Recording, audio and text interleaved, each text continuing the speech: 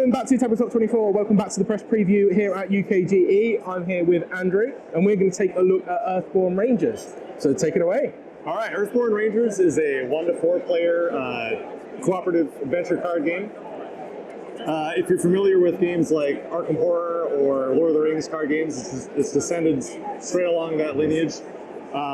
So if you're familiar with playing those, you'll find some similarities, but you'll also find a lot of differences.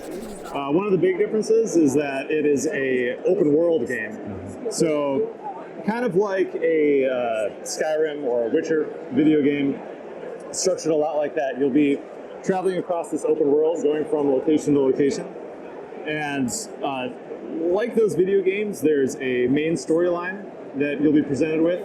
But like those games also, you can choose how you want to engage with that storyline. So you can follow the main story through the completion and kind of adhere to that and play really efficiently and just try to focus on that solely. Or you can get distracted by all the side quests and things to do. So you're constantly presented with distractions to finishing those main quests. So you might sit down to play a session fully intending to do one thing, and then because of the cards that you draw and the things that you encounter as you explore the world, you might find yourself doing something completely different. Just like a side quest in your favorite RPG where you're like, I'm heading straight for the main quest. Ooh, pretty. Let's go and investigate what's going on over there. Yes, 100%. This game also has a lot of roots in tabletop RPGs. Mm-hmm. So at the beginning of it, and it's meant to be played as a campaign. So you can play through it, and if you really focus, I just played it last month again. It took me 20 days, like each session is a day. Obviously you can play more than one day if you want to be ambitious and you're efficient as a play group. So I played through it in 20 days. I was pretty focused on the main quest. I think I probably could have shaved off a couple of days if I'd tried a little bit harder, but I also completely ignored about a quarter of the map.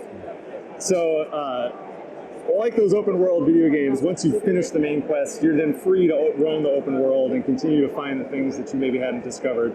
Or you can, play the game again, play with a different character, make different decisions, and take a completely different course through the valley and have a wildly different experience. The game comes with 540 cards, which is a lot. If you're familiar with Arkham Horror and the way that they've been doing their expansions lately, where it's like a campaign expansion and a player expansion that's kind of split across, and it's really one product, but it's split into two. This is like mashing those back up together. So it's a little bit less expensive than those when it comes down to it. It's also produced sustainably. So it's incredibly eco-friendly. I don't know, apart from the amount of paper we're using, I don't know if there's I don't really know if there's a more eco-friendly game on the market, at least definitely not in this genre. So all the paper is FSC certified. There's no plastic in the box. There's no shrink wrap. It's sealed with paper stickers. And that no plastic philosophy extends down to even the coating on the cards. So usually cards of this type are coated with a UV coating, which is like a plastic. This is an aqueous water-based coating. This game is 100% recyclable and compostable. You're probably not going to take your game and put it in the dirt, but if you wanted to do that, you totally could.